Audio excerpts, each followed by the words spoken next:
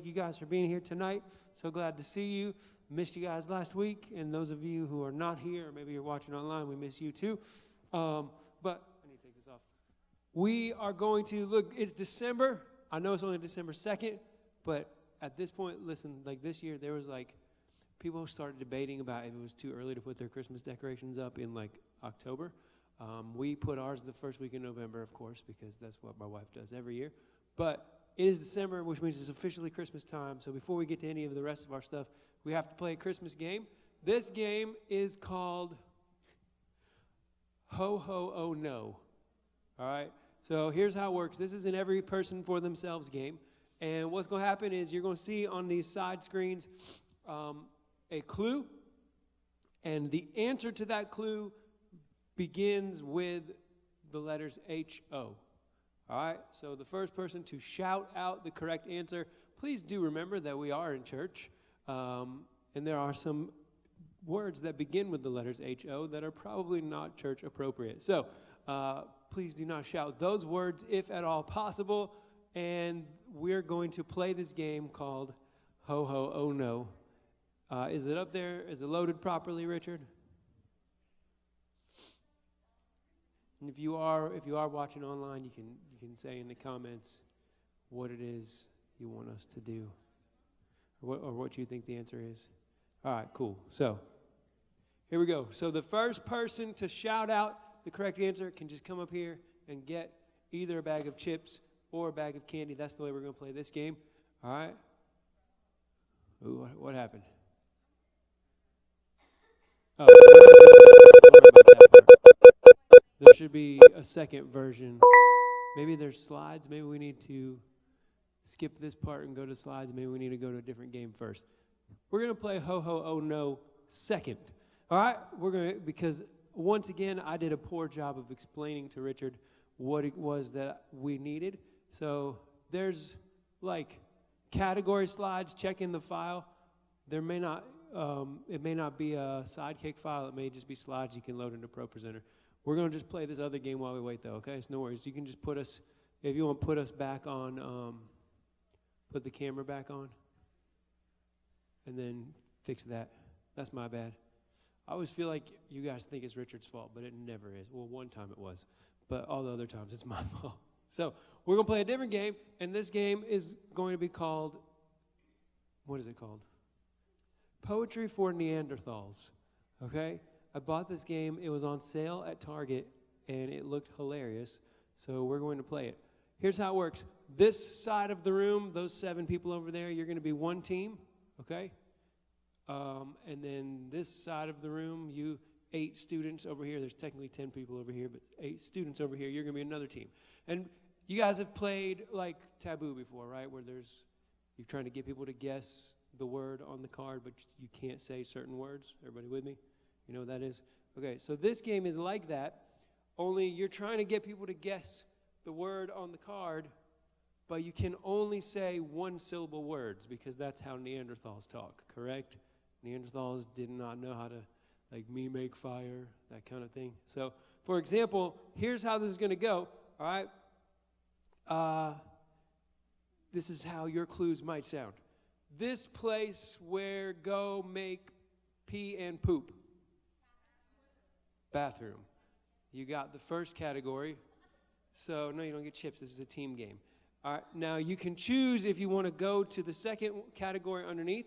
So, bathroom is the first category, but now there's a 3-point category. And you have to try to explain it in even more detail. So, this place where go make pee and poop and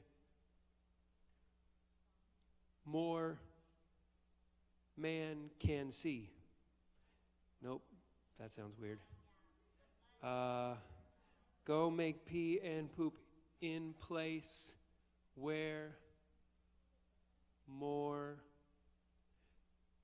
Because you can't say humans or people. Is public bathroom is what I'm trying to get. You said that? I didn't hear you. I'm so sorry. See, I didn't do quite as horrible of a job as I thought. All right. So what we're going to do is we're going to choose, your side over there is going to choose 3 people to read and guess, or to read while everybody else guesses, and this side over here is going to choose 3 people.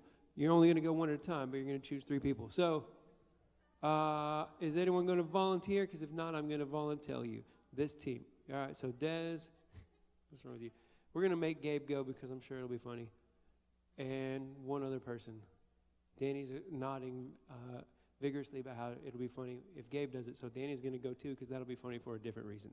All right, but so normally you would hit the person with this if they say a word with more than, no, you're fine, with more than one syllable. So if I said people, then you hit me on the head. But this is too short, and we're supposed to be social distancing, so we're going to use a pool doodle. All right, so one person from each team, come up here, please, whoever's going first.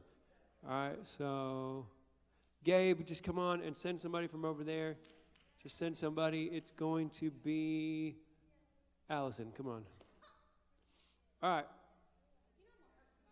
No, it's Gabe. He'll be okay. All right. So, listen, you guys are Gabe's team. He's going to try to get you to guess as many. Just do the top one. Don't worry about the bottom one, okay? Because it's right here. Here's the cards. I'm going to flip the timer.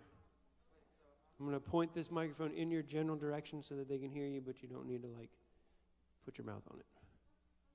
All right. You are listening to him. If he says a word with more than one syllable, hit him. If he does not, then you just leave him alone. So I'm just trying to get him to guess one. The top one without saying any.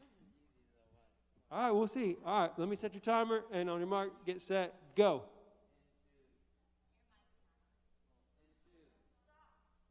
There you go. Keep going. You got 90 seconds. Give me that. Put the card that you get right down.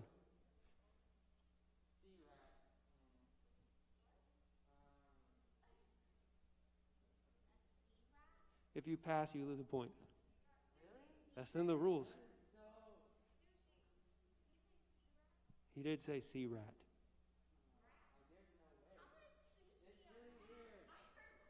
Hit him. He said really. What? He said really. I said weird. I wasn't talking about it. Oh. I don't know how to guess this one. This one's hard. This sea rat lived in ocean. Oh, ocean's a two-syllable word. See? This sea. This is like you can't how are you supposed to guess? Oh wait, pink. Pink sea rat.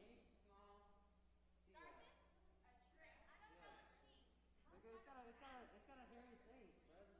All right, you got it.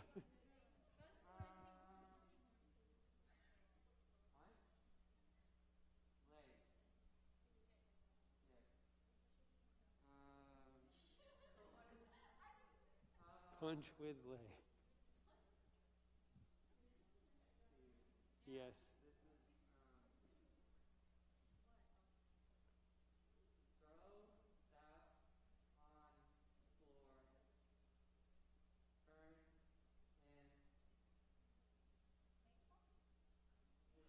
Your time is up. He's trying to make a Bible reference. Throw your staff onto the floor and it turns into a snake. Yeah, come back, Gabe. You have to hit Allie. Come back, Gabe. You have to hit Allie. All right. So that team got 3. Yep, that's where you're starting. You can't say that word. No, you. Yeah, give me that. Give that back. She didn't say what you thought she said. I can describe it? You can only use one syllable words to describe it. Yes. Set, go. It's not charades. Me go do what? No. Use more words. Hit her. Give me the card. Sorry. Like me go shoot bird.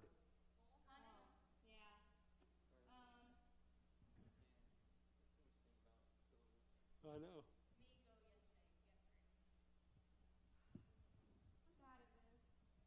You can shorten words too. So like you could say me eat when feel this way. Okay. Me eat when feel this way. Yes. See, you can shorten words. You talk like a caveman, basically. That's a hard one.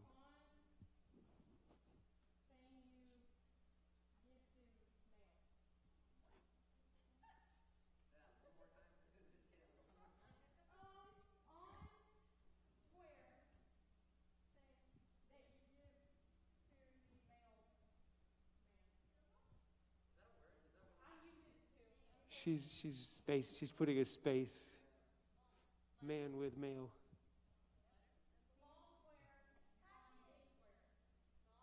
Small square on big square. That's good. Yeah.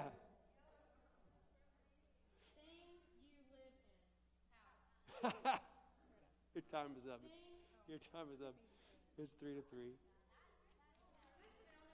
Yes, you can sit down.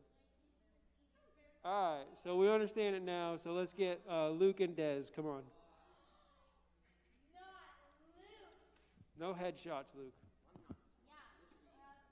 All right, Des, you're first. Come on, let's go. It's 3-3. If we have a winner after this round, then that's going to be the end for today.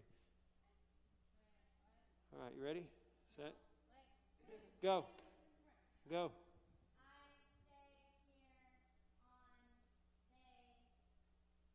Nope. That's too many syllables, what you were about to say.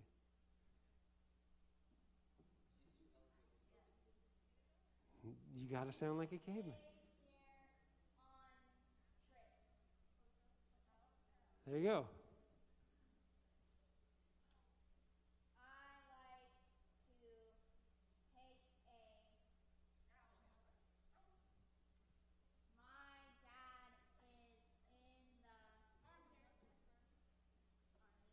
Nice. Well, this thing is not even going, so. Why? It's 2 syllables. Hit her. You lose a point. You guys are real bad at this part.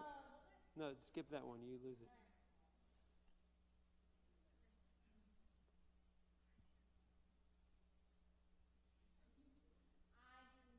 You can't do that. Cheater. It's not charades. No, you can't hit her. But that doesn't count, though. That doesn't count. No hand gestures.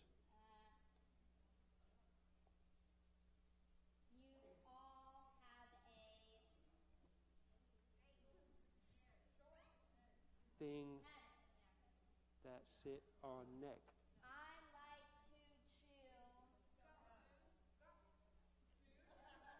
If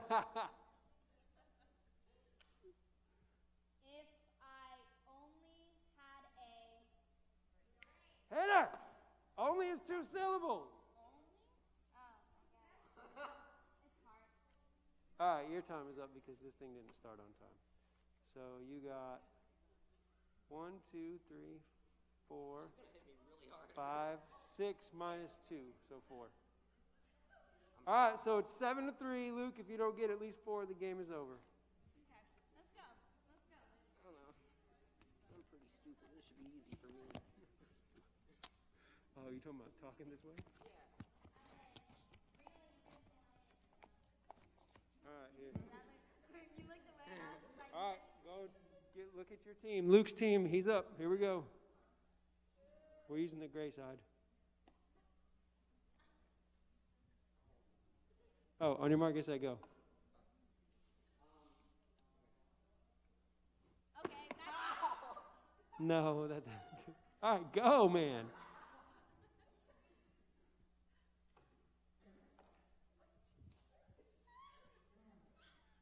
Go.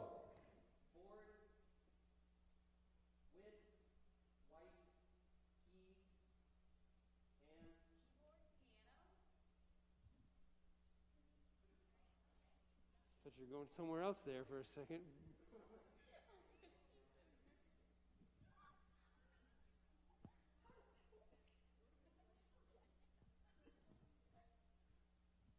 It's easy, man. Hey, you can't help him! Me go high on tree with hand.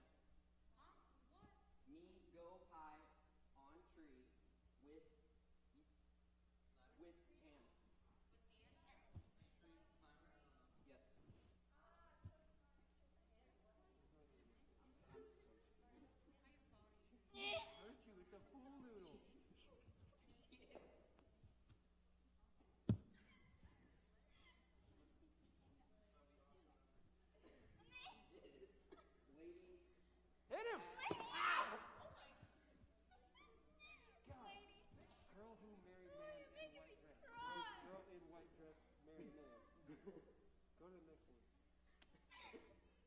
You lose. Time's up. I know. Give me that. Take it. All right. Give those guys a round of applause. And if you are on Des and Gabe's team, you get a piece of candy from the green bucket. Des, take that candy bucket and pass it around to everybody on your team, even the ones who just sat there and laughed at you and didn't do anything. All right. No, I'm not going to make her. That game took too long. Don't worry. We'll play it again, and you'll have to start. All right. Are we good for the ho-ho, oh no? Okay. So we're going to play a few rounds of ho-ho, oh no. Remember, the answer starts with H-O, and it's church-appropriate words, and the first person to shout out the correct answer wins. A full-size chips or candy bar. All right, go to the first one. Here we go. Something you do for fun, like collecting in-flight sick bags or managing your belly button lint. That's gross. Collection or stalking a celebrity. What? Who said it first? Okay, you're good. Come get you something. Hobby is the correct answer. All right, next. The tiny meal before the meal that ruins the meal. See, that doesn't start with H-O. H-O.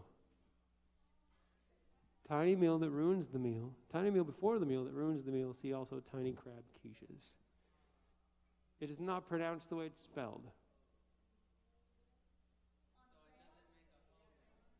No, neither does hobby. It starts with those two letters. No. Starts with H-O.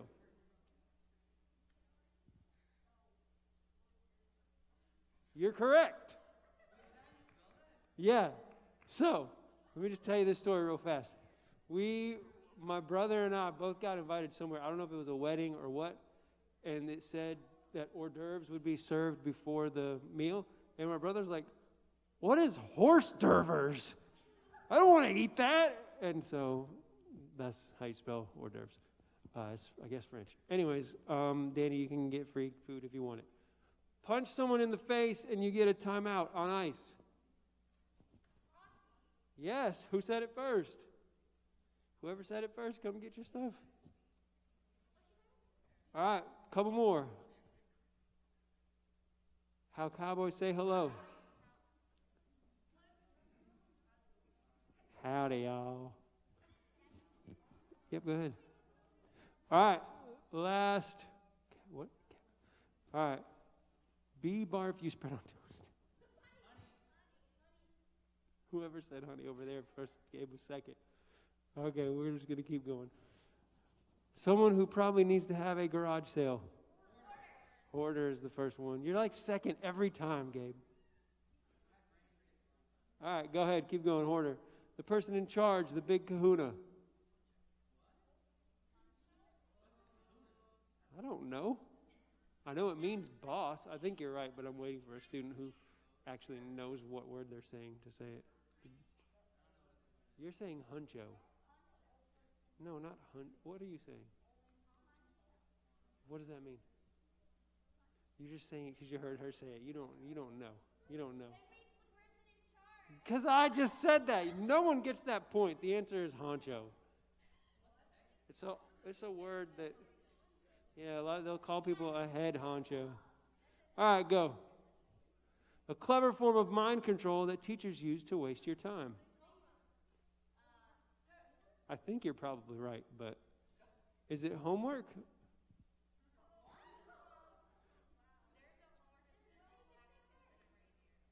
Just happy children. I mean, you know, there's a million studies that prove that homework does nothing to help you learn anything. So, anyways. All right, what girls sound like after losing their minds at a Harry Styles concert? It's dumb. What'd you say? No? Did you say holy? No. What? Horrible? No. They might. Many. There you go. Horse with an A. Like, hey, I sound hoarse. All right. Do we have any more? I think we're almost done. Holding someone against their will for money. Hostage is correct. Amber said that first, I think, or else Lori. All right. Nobody wants to be babysat. I guess. Okay, next. Is that it? Are we done? I can't see you. We're done. All right, we're done. That's the end of that one. All right, let me see what time it is. All right, we are going to do this. We're starting a series called Among Us. So every week we're going to play some variation of in-person Among Us. Each week's going to be a little bit different. The last week's going to be the most involved, the longest, all that kind of stuff. This week, though, I need 8 volunteers to come and stand up front, somewhat socially distanced. I'm not going to just come up here if you want to do it, and then if we don't have 8, I'll start picking people. Come up here if you want to do it, and then if we don't have 8, I'll start picking people. I already told you what it is. We're playing a game called Imposter. And it's a kind of real-life version of Among Us. Matter of fact, Richard, you can play the buffer video while we're picking people if you want to. Because I still need 3 more. Nope. Oh, I need 2 more. I think it says buffer. Or bumper, my bad, bumper.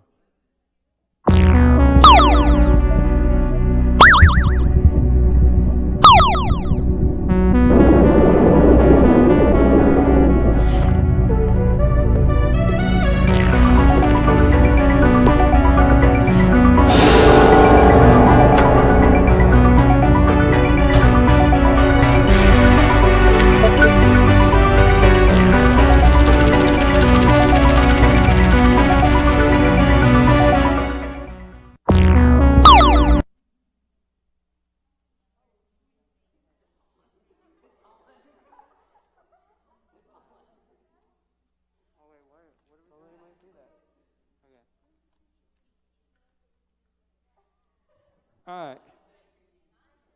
So, go ahead and show the directions. Everybody turn around and look at the video.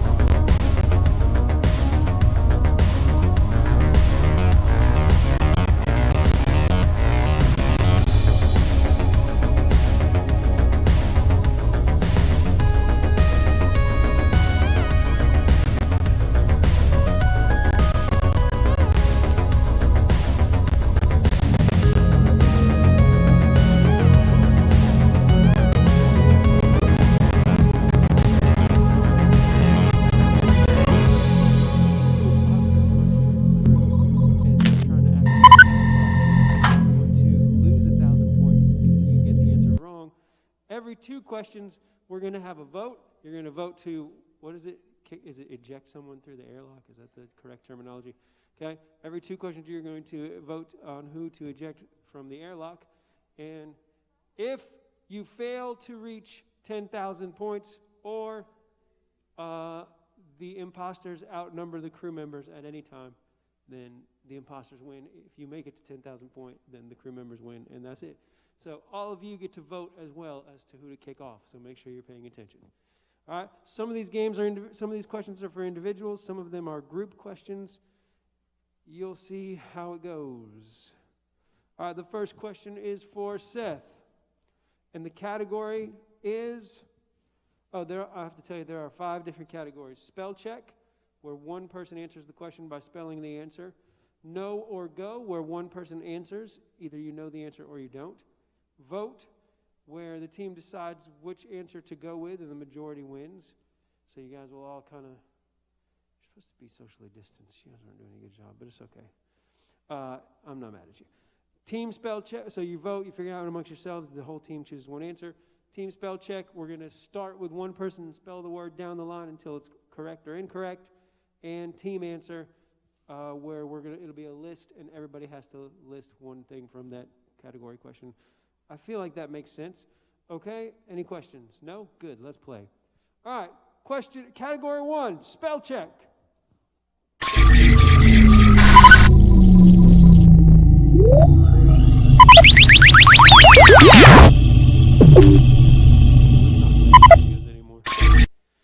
Okay. Seth, spell the answer to this question. This household cleaning object totally sucks.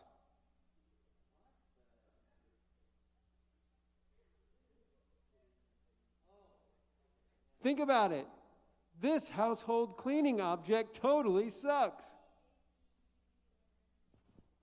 You are incorrect, sir. It is 1M. All right, we're going to do one more spelling question, and it is for Luke. What is it's VACUUM.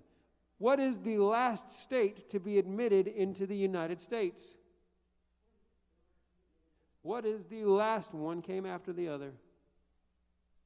It was the same year, but not the same time, my friend.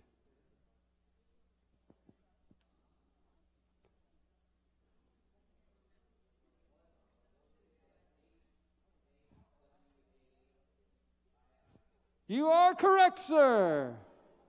All right. We're going to do 4 questions in the first round before we do That's weird. All right, let's see. We're going to now stick with spelling, and we're going to start at Holland, and we're going to do team spelling.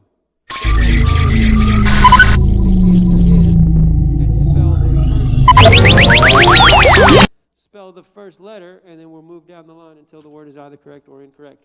All right, here we go.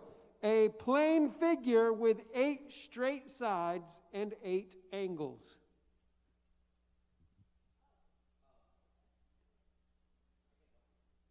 A shape with 8 sides.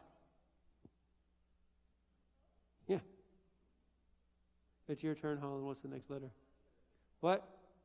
Yeah. Yeah. Yeah.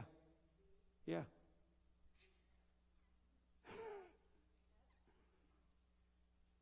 Nope. Octagon. Octagon. Octagon. All right, we're going to do, that wasn't long this. All right, majority wins. So you guys are all going to vote 1, 2, or 3 to whatever. This is the most correct answer. Most voted for answer wins. And when I say vote, just these 8 people here. All right. What is the most abundant metal in the Earth's core? Is it iron, 1, copper, 2, or gold, 3? What is the most abundant metal in the Earth's core? So just put up 1, 2, or 3 fingers. What is the most abundant metal? 1, iron, 2, copper, 3, gold. Everyone up here, put a finger up.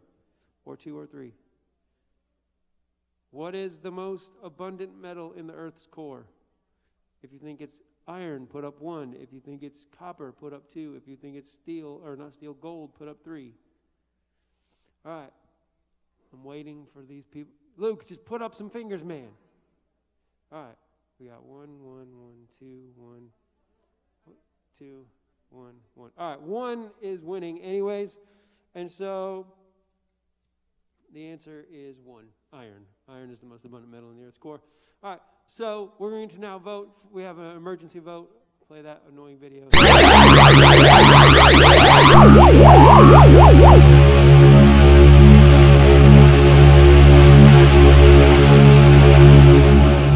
I'm going to put my hand over each person's head, and you're going to raise your hand if you think we should vote that person off, okay? Seth. All right. 2. Are you raising your hand? 3. All right. You can 4, 5, 6. Okay, so I think you're probably going to get voted off. All right. Luke.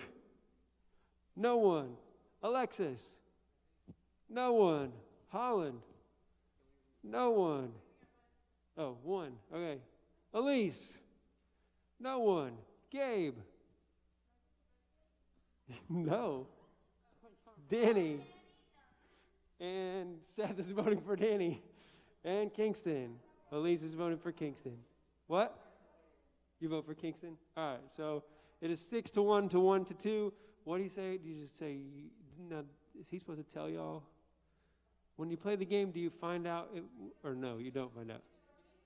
No, that's what I'm asking you. In the real game.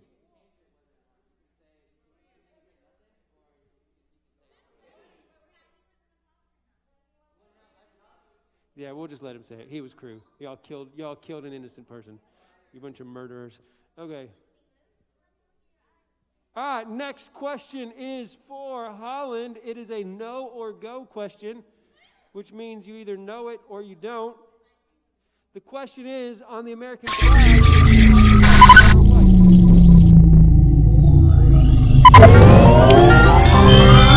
correct. It is red. Oh yeah, you have 3,000 points now. Yep. I forgot about that part of this game. Thought we were just trying to kill people. Okay, who is it? Elise. Too easy. Elise, this is another no or go. What is the largest animal living today?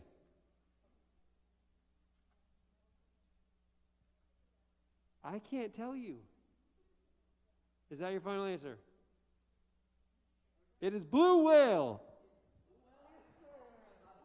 All right, here we go. We're going to vote again. Seth, you can vote even though you're dead. I guess you're a ghost. Here we go. Who votes for killing Luke? 2, 3, 4, 5. All right, who votes for killing Alexis? Or ejecting? All right, 1. Holland. 2, or 1. Elise. 1. Gabe. Nobody? Oh, 3. 3 vote for Gabe. Danny. Yes. No, you can vote for one person each time. Danny. Seth.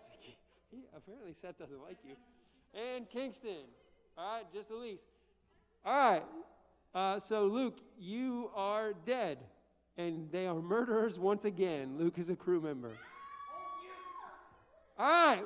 Here we go. This is...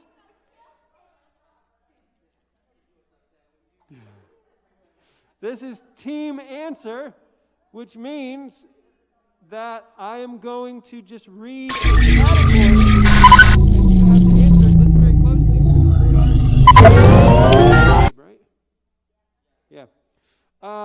Gabe, in order, starting nearest to the sun, name all 9 planets in our solar system, including Pluto, because I don't care what they say.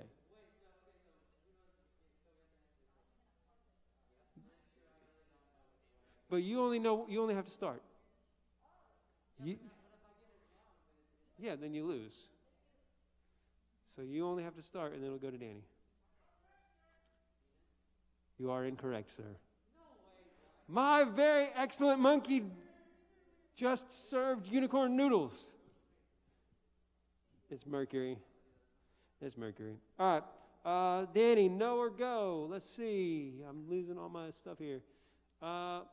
Danny, what 3-letter word means the smallest piece of information used by a computer?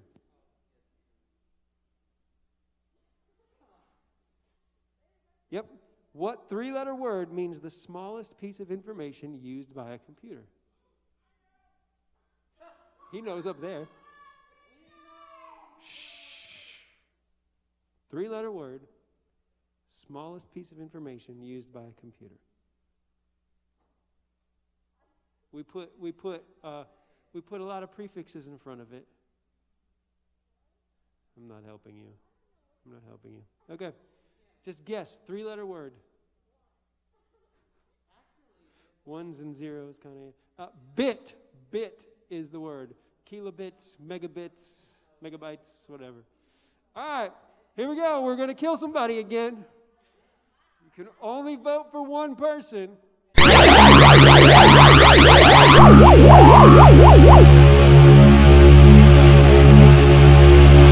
we go. Who wants to eject Alexis? One person wants to eject Alexis. Oh, two people. All right, Holland. Nobody wants to eject Holland. Wow. Elise. 1, 2, 3, 4, 5. 5, 6 for Elise. There's 2. Gabe. Okay. Kingston and John and Elise. So that's 3. Danny. 1, 2, 3. Just 1. 3 and Kingston. Gabe's voting for Kingston. So who got 6? Elise. Elise, you have been killed, and you are a crew member. You guys keep on killing your homies. Dose. All right, here we go. No or go. Kingston. Ready. I'm going to try to find an easy one. Oh, no. Okay, so you guys are just going to vote. There's 5 of you. All right, the New Testament has this many books. Is it 21, 27, or 33? 21, 27, or 33? All right, the New Testament has this many books. 21, 27, or 33. Put your fingers up. Let's go. Vote, vote, vote, vote. Holland, Alexis, Kingston. You have 4,000 points, by the way. Okay. Kingston's going with 2. Gabe says 2. Danny says 3. Are you guys voting? You're both saying 2? So the only person who goes to a Christian school is the only one who got the answer wrong. It is 27. All right, so you have 5,000 points now. We're back to Alexis. Alexis, we're going to do another team vote question. The Niagara Falls derived its name from an Iroquois word meaning what? Is it 1, loud, 2, thunder, or 3, angry? I'm going to read it again. The Niagara Falls derived its name from an Iroquois word meaning 1, loud, 2, thunder, or 3, angry. Yes, team answer. So everybody vote. 1 loud, 2 thunder, 3 angry. What you think, Kingston? What you think, Alexis? Let's go. Loud, thunder, angry. All right, so we got 2 2s, a 1, and we're waiting on these guys. So 3 2, so we're all going 2 except for Kingston. And the answer is 2, thunder. All right, we're going to kill somebody. Here we go. They got 5,000 points. Who wants to kill Alexis? All right, so 1, 2, 3, 4, 5 people want to eject Alexis. All right, how about Holland? Still nobody. All right, how about Gabe? 1, 2, only 2 people want to eject Gabe. All right, how about Danny? 1, 2, 3, 4, 5. Okay, and then how about Kingston? 1, 2. So it's technically a tie between Alexis and Danny. The rules say that I'm supposed to eject them both. So at least my rules. So you're both dead. And the game is over because the crew members or the imposters outnumber crew members. The imposters are Gabe and Holly.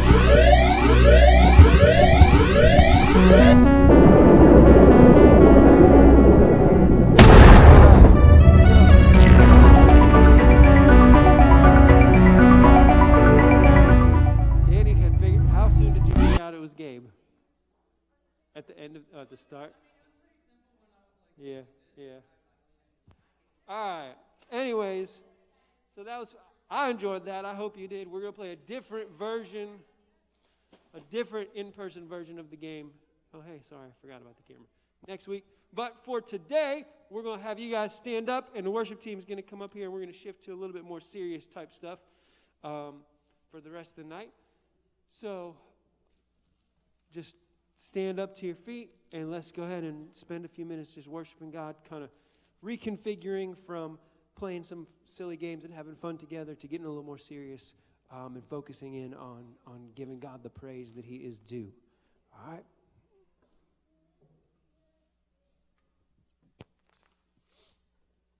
Can't believe you guys killed all those crew members, by the way.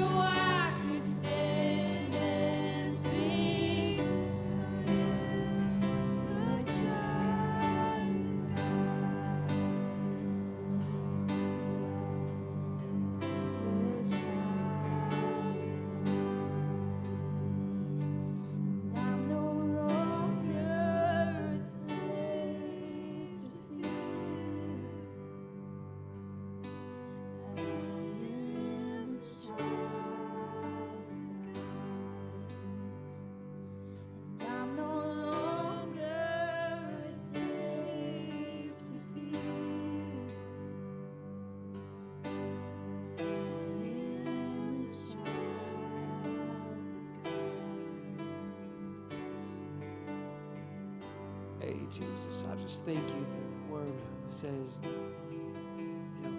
all we have to do is believe in you, and you've given us the right to become children of God, that you've adopted us into your family, that you've taken away all need for fear, God. And when fear does, in fact, creep in, you do not leave us alone to fight it, God, but you stand there right with us to give us peace and comfort and strength and courage and everything else we need to face whatever may come our way. God, I just pray that you be with us for the rest of our time together tonight as we begin this series called Among Us, and talk about what that really means to have you living among us in our lives every day, God. I just pray that your Holy Spirit would just stay among us tonight. Your presence would be with us, God, and you would just open our eyes and ears and hearts to whatever it is we need to hear, God. We thank you and praise you, and in your name we pray. We all said amen. All right, you guys can have a seat. We're going to let the worship team come back down because it's like half of our group tonight. So we're going to let them find their seat while I find a music stand to steal. I'm going to take that empty one back there. Don't follow me. I'm going to walk all over everywhere. I'll be back on the camera in a second. Get out of my way, Lori. All right, so.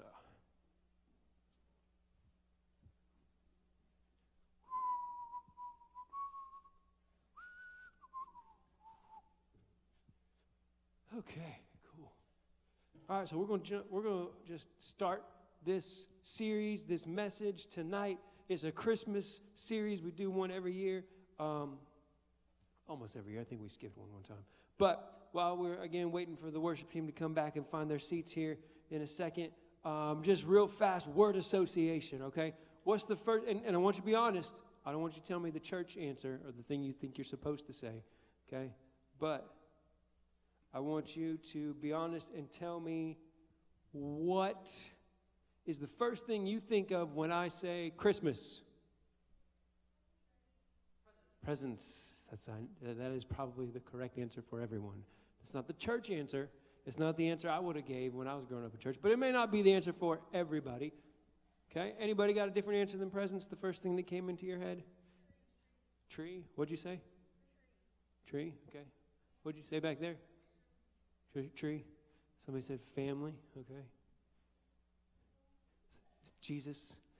I mean, look, if that's the right answer for you, that's great. I mean, I'm not saying you can't say Jesus. Maybe you're one of those super holy people who, like, that's the first thing you think of when you hear the term Christmas. What's up?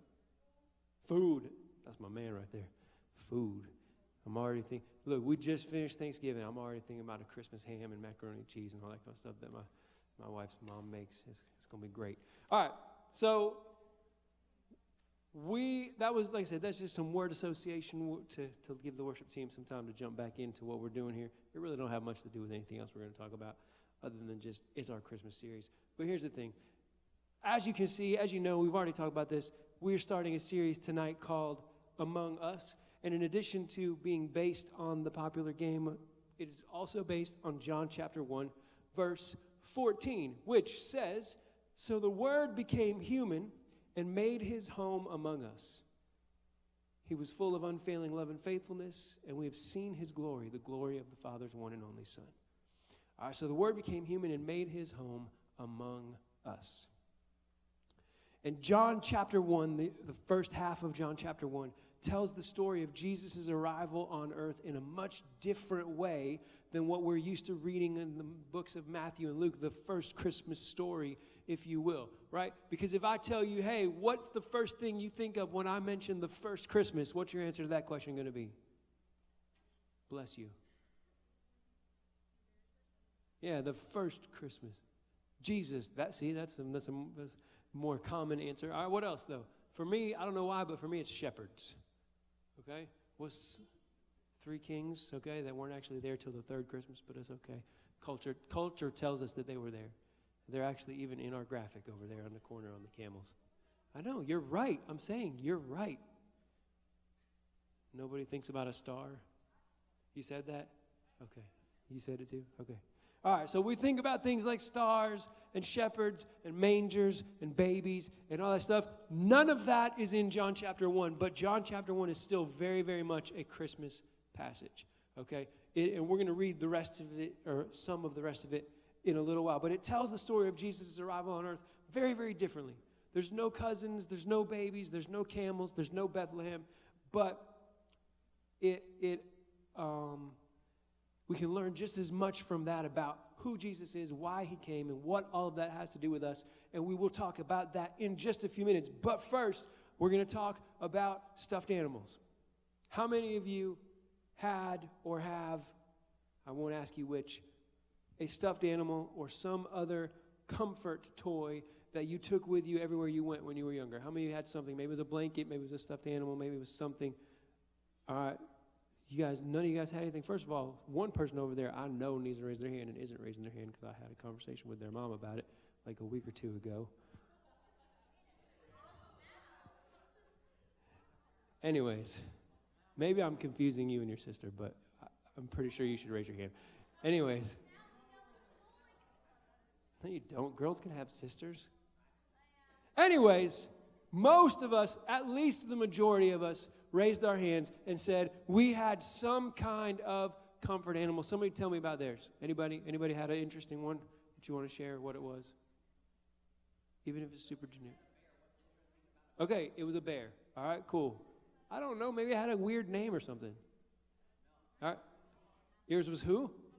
A frog. No, that's fine. All right, she had a frog. Anybody else have an interesting one?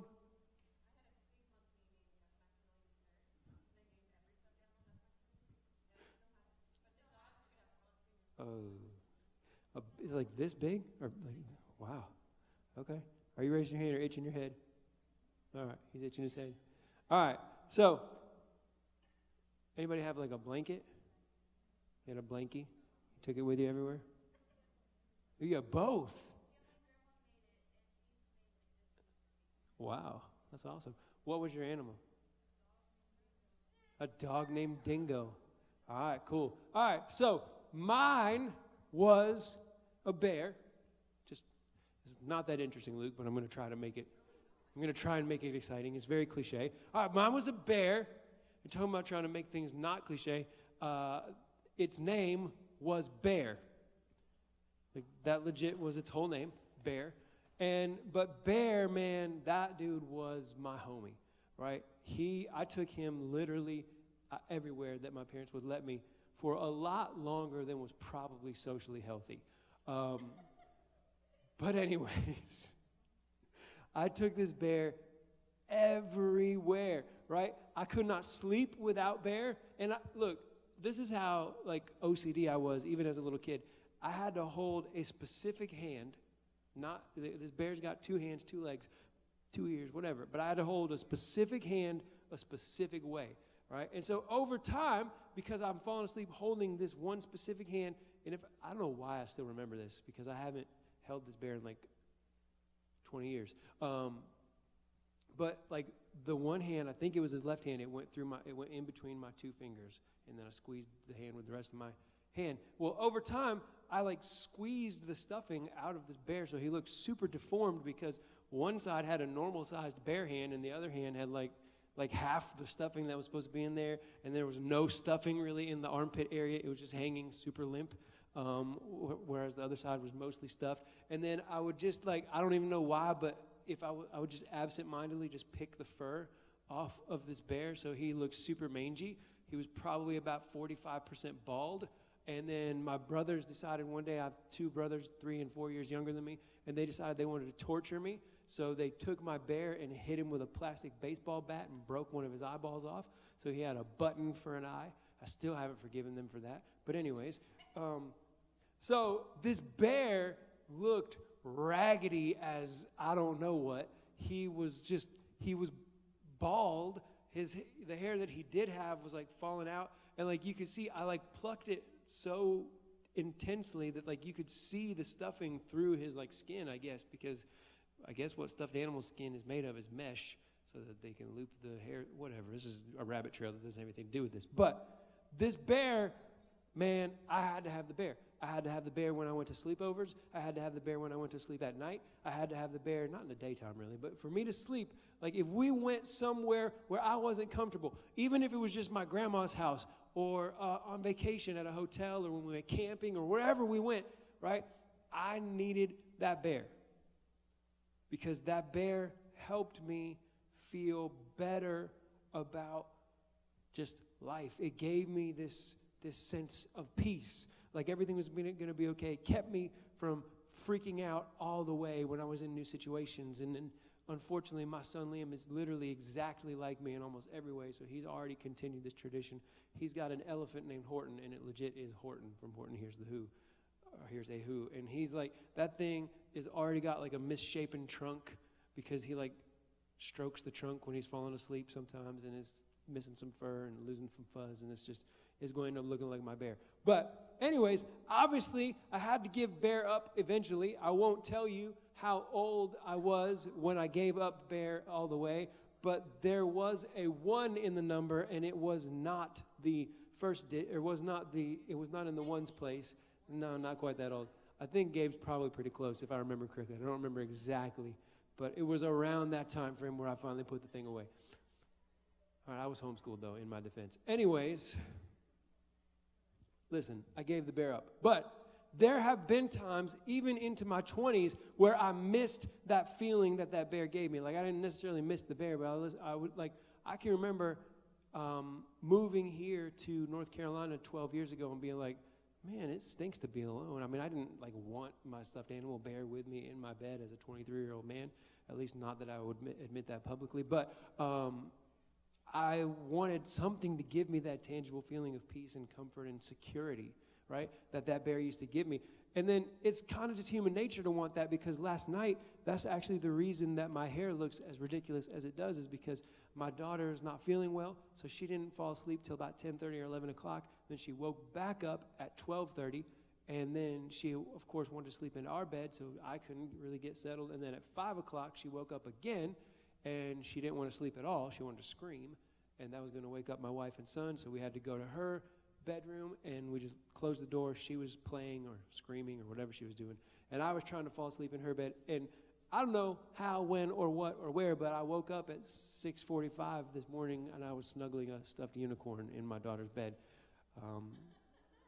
And even that, it was kind of cozy. I'm not going to lie. It kind of felt safe. I mean, I don't know what a stuffed unicorn is going to protect anybody from, but that's natural. And I even did some research, and they did a survey of like 2,000 people. And they said even people aged 25, like 40% of them still slept with stuffed animals. So I didn't feel quite as bad about keeping mine until I was 14. But anyways, if you had a comfort toy or a blanket or both or a frog or whatever you had, right? Chances are you understand at least a little bit what I'm talking about when I talk about this sense of peace and security. It just makes you feel better, like things are more like the way they're supposed to be, right? For me, it was always things like, okay, this house, my friend's house, or this hotel room, or this tent, or whatever doesn't look like my bedroom, and this floor or couch or pull-out bed or sleeping bag is not as comfortable as my bed, but Bear is here, so I'm going to be okay. Right? It just gave me that sense of security. For you, it might have helped you make new friends or move to new places or adjust to new situations or whatever your comfort animal did for you. Maybe it still helps you sleep at night, and there's no shade thrown your way from me if you still have a stuffed animal. That's legit. That means you're brave and strong and don't care what everybody else thinks, as far as I'm concerned, unless you like have a intense and emotional attachment to it where you'd freak out if you lost it. That's maybe... Anyways, moving on. Shout out to you if you still have a stuffed animal that helped calm you.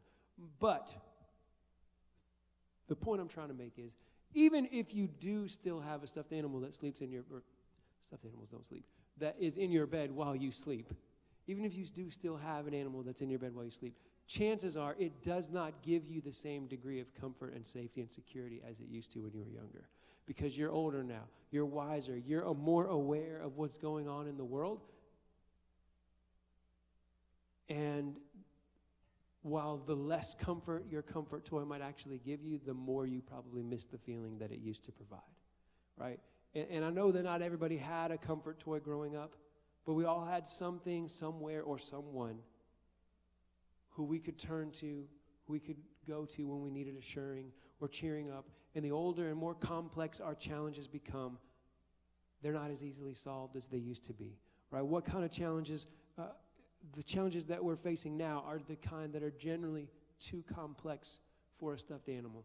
A stuffed animal makes us feel better when we're not in our house for whatever reason, or when our stomach doesn't feel good, or whatever else. But a stuffed animal is not really going to be much help when our boyfriend or girlfriend breaks up with us. It's not going to help us too much when we have a really hard test that we've studied for, but it makes up 20 or 30% of our grade, and we're just not confident. We're really worried about what's going to happen on this test, even though we've done our very best, absolutely, but we're like, man, this is a huge percentage of our grade. That stuffed animal is not going to make us feel that safe or secure when we're dealing with peer pressure or temptation to conform or do things we know we really shouldn't do, but we really like this person and we really want them to like us. Or it's not going to help us with the pressure of deciding on what college to go to or what sport to play or try out for, what classes to choose. It's not going to help us with surviving the craziness of online school and all the other ridiculousness that goes with 2020. It's not really going to provide much safety or comfort as we get older and deal with more grown-up problems and difficulties, right? We live in a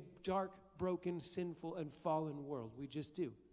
It's a world full of problems and pain and difficulty that we're not equipped to handle on our own. We're just not. As strong or resilient or courageous or determined or whatever else you may be, we will all reach our breaking point if we're trying to navigate life alone. All right? It's like, how many of you, maybe you're at somebody else's house, maybe it's your own house, but you wake up in the middle of the night and you have to use the bathroom, and you're like, you know what? I'm going to be real nice to all the other people in my house. I'm not going to turn any lights on. I'm going to figure it out. I'm going to go use the bathroom I'm going to navigate this. And sometimes for some of you it works because you do it all the time. Like our house, we always have one small light on somewhere. But before we had kids, we did not have lights on. And I remember one time my wife had a really long night and I didn't want to turn the lights on to wake her up. And I went to bed with like 4 hurt toes, and I still woke her up because I was screaming under my breath because every time I'd crash into something because I couldn't see where I was going. And we're not going to talk about why I had to mop the next morning. Anyways, walking around in the dark is not really it's not something that we're really going to be successful at in any context, right? We're going to bump into things, we're going to fall over, we're going to have stubbed toes, dirty floors, whatever else. We're going to touch weird stuff if we're just feeling around, not knowing what we're looking at. That's just kind of the way that life's going to go. And so when we're trying to navigate life alone, that's what ends up happening. We're trying to walk around and navigate with our eyes closed. But thankfully, God sent us something or someone 1,000,000 times better than a stuffed bear or a blankie. Right? He sent the Word, the light of the world, to overcome the darkness, to heal the brokenness, to erase the sin, and to lift us up. We're going to look at John chapter 1. We're going to be in John chapter 1 the rest of the time. So if you have a Bible or a Bible app, go ahead and go there now. But I'm just going to read it to you. John chapter 1, beginning in verse 1, says, "In the beginning, the Word already existed. The Word was with God, and the Word was God. He existed in the beginning with God. God created everything through him, and nothing was created except through him. The Word gave life to everything that was created, and his life brought light to everyone. The light shines in the darkness, and the darkness cannot extinguish it." So this is the beginning of John's Christmas story. He's saying, hey, let me tell you who Jesus is. Jesus is the Word, and the Greek word here is logos. It's spelled logos, but it's pronounced logos, if you want to be fancy. Or you can just say logos like I did till I was like 32. Anyways, the Greek word logos. In Jewish culture, this word logos, the word, it was a name that was used to describe God himself. When they were talking about God, they would sometimes say, the Word of God said, or the Word of the Lord is. And they're referring specifically to God, the one true God. But then in Greek culture, because John's writing into to an audience that's a mix of these two cultures, Jewish culture and Greek culture. And in Greek culture, this idea of logos was the power that set the world in perfect order and the power that kept it in order. It was higher even than the other gods of Greek mythology, or than the gods of Greek mythology. Like the Greeks thought of gods like Zeus and Apollo and all those guys, they thought of them as like supermen, but they weren't really that much higher or greater than us. But logos was this undefinable, undescribable power above even the gods in their culture, right? They saw it as the ultimate reason that controlled all things. And so John is saying, hey, Logos, the Word of God, this ultimate power that controls all things, in the beginning, he already existed. He was with God and he was God. He's saying, look, Jesus has been around since the beginning. He is who you Jewish culture people know as God, and he is who you Greek culture people know as the highest power that's ever existed. He is the light. Jesus is the light coming to light up the darkness in a way that can never be overcome, can never be extinguished, and never even be fully understood, right? So he sets the tone for this story by saying, look, in the beginning, before time itself, before anything else was created, Jesus was. He was with God and he was God. They were part of the Trinity. They're equal with God but separate from God. One and the same, but also different, super complex concept, not something we're going to talk about any extensively today, but if you have some questions, we can talk through that together. All right? And he's saying, nothing was created except through him, and he is the light. He's going to come and light up the darkness that we're all living in.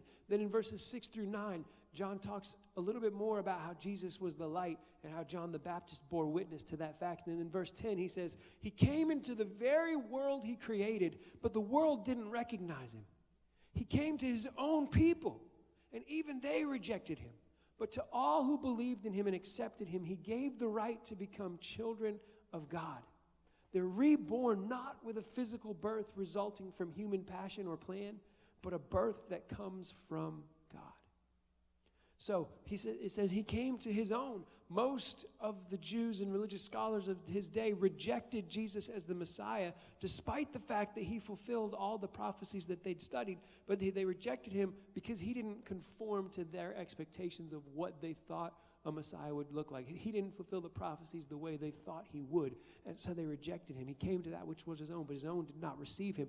But to all, the Bible is very clear that all we have to do to be forgiven, accepted, and adopted into God's family is to believe that Jesus is who he says he is. And to everyone who believes that, God gives the right to become children of God.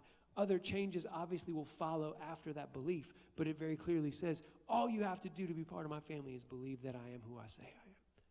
Right? That's the only requirement. So the first 5 verses of John chapter 1 establish who Jesus was. Now these next chunk of verses, 10 through 13, tell us why he came, which is to give us the right to become children of God. And so now we're going to look at what I consider to be one of the most beautiful parts of this version of the Christmas story that John is telling us, how Jesus came. So we'll look again at John chapter 1, verse 14, right? And it says, so the Word became human and made his home among us.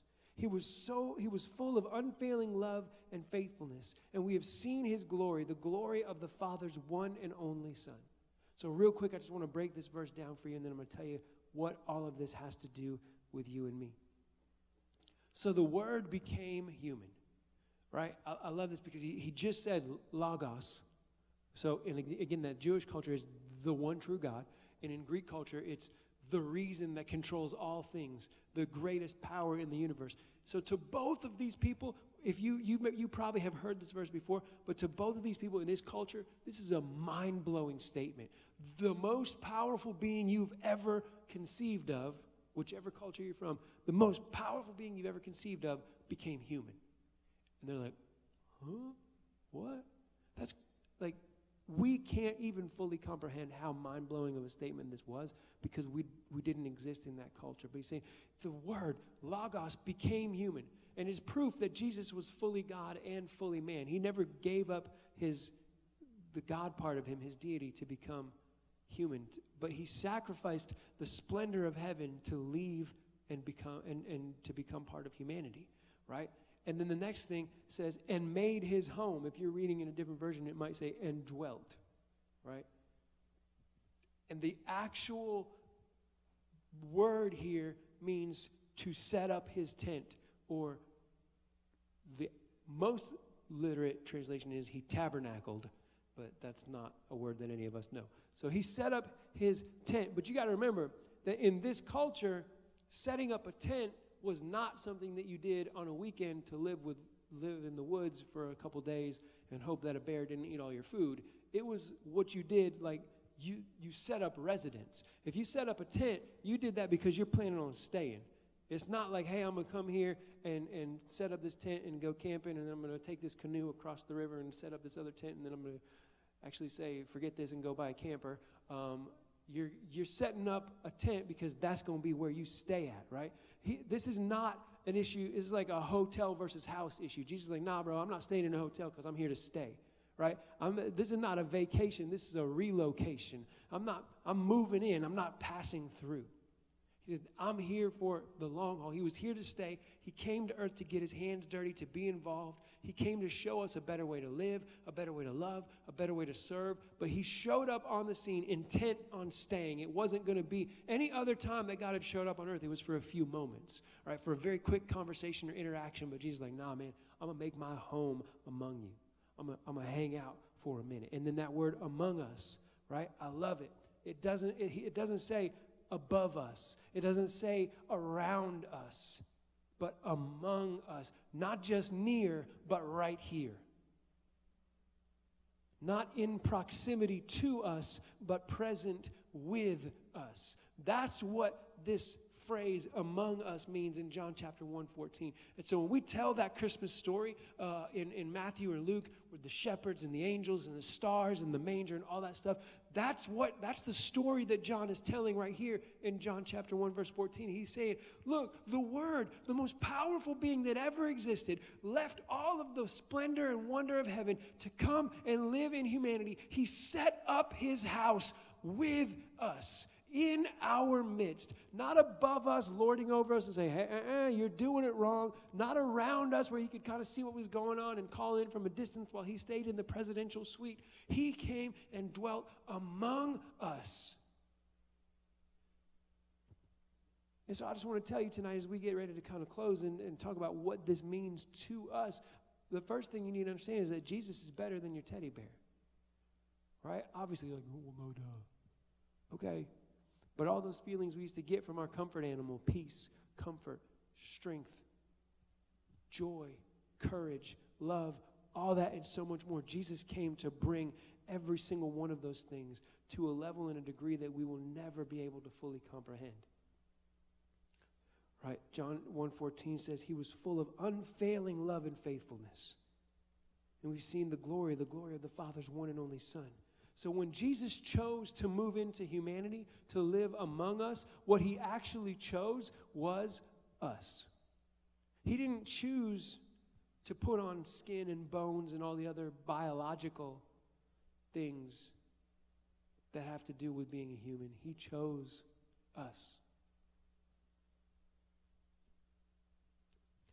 He said, you matter enough that I'll leave it all to be with you. You matter enough that I'll come down and lower myself in order to love you, to serve you, to save you.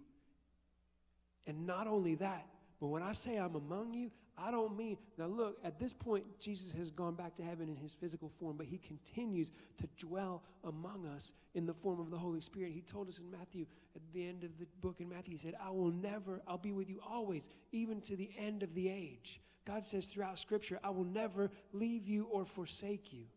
And so if you think about that, when I was younger, I always felt so much better knowing that bear was with me, right? That bear can't do jack diddly squat for me because it's a stuffed bear with an arm dangling from its left shoulder, a shrunken arm at that. But I felt better just knowing it was there. And Jesus says, hey, can I one-up you about 7 million times? I'm here. I'm with you. I am present in your midst. I am among you. So no matter what you're dealing with, right, if it's that breakup, that difficult test, that peer pressure, those hard decisions for college or classes or whatever else, surviving the craziness of online school, surviving the craziness of your family, surviving the uncertainty of your future, whatever other thing, surviving the pain of your past, whatever other thing you might possibly be dealing with, can you just understand with me the reason that we celebrate Christmas with words like peace and joy is because that's what Jesus came to bring us. That's why he decided to dwell among us, is so that we can know no matter what we're going through, we can feel okay about it because he's here. He's with us, right? And as long as we're willing to trust him, he's going to work everything together for our good. He wants to be the source of our confidence and strength, right? I used to be terrified that I'd make the wrong decision in life about my future, that I'd accept the wrong job or enroll in the wrong school or move to the wrong city, until one day my dad kind of told me, son, are you doing this on your own, or are you doing it in consultation with Jesus, in cooperation? Are you asking him to direct your paths and then walking where he leads you? It's like, yeah, but what if he's like, then go. Because he's going to be with you. As long as you're walking in accordance with his will, or what you believe his will to be, he's going to be with you. He lifts us up when we're down. He reassures us when we doubt. He gives us grace, compassion, and love when we need it most. You know, I mean, if you I don't know if anybody in here who has had to what that didn't come out in English. Let me try again. I don't know if anybody in this room has had to walk through a breakup. But I'll tell you that Jesus provides a lot more peace and comfort than a teddy bear in those instances, right? I mean, a teddy bear, honestly, would probably be a little bit useful if you just got dumped, because you can just like, oh, at least somebody wants to hug me. But Jesus gives you, again, that sense of peace and comfort and understanding, like, man, I'm here. I'm with you. Hard test when you've poured everything over and you're still just not confident, you don't know what's going to happen, man, just saying that prayer and asking for that peace. I've been there. I had to take this test where if I failed the test, I wasn't going to be able to become a teacher, and literally everything I'd worked for the last 5 years was going to go out the window. And I was like, man, I'm so nervous. Can you please give me peace? And then, I mean, I still was nervous, but I felt different, if that makes sense. I felt like a very, very much magnified version of the way I used to feel when I knew my bear was with me. And that's what Jesus came to give us: peace, comfort, joy, hope. Whatever it is that we might need in any specific situation, he came to give it to us. And the thing is that we may not always feel his presence, and we certainly don't always see his presence, but he is always with us. He is among us, and he's willing to help us with whatever we need. All right, let's pray. Hey, God, I just thank you that you so long ago chose to leave heaven and come to earth to dwell, to set up your home among us. God, I pray for any student or even leader in this room today who needs some sense of peace or comfort, or just knowing that it's going to be okay. You know, whatever it is that they may be going through, God, I don't know, but you do. And so I pray, God, that you would remind them tonight that you're here. You're with them. You've never left them. You've never walked away, but you're here right now, ready to give them the peace that they need, the comfort that they need, the confidence, the strength, the hope, the courage to face tomorrow, whatever it is that they need, God. And I pray you give each of us, God, the faith to believe that you are who you say you are, and to turn towards you, and to put our trust in you for that hope and that peace and that courage. Pray we'd all have a great week this week. Stay safe, stay productive, and come back again next week to learn even a little bit more about you and go a little deeper into this conversation. God, we thank you and praise you, and in your name we pray. We all said, amen. All right, you guys are awesome. I think we made it before 8:30 today. Yes, 8:29. All right, cool. You guys can hang out for as long as you want, but we are officially over. If you won a game and did not get some candy, go ahead and grab some, and I'll see you later.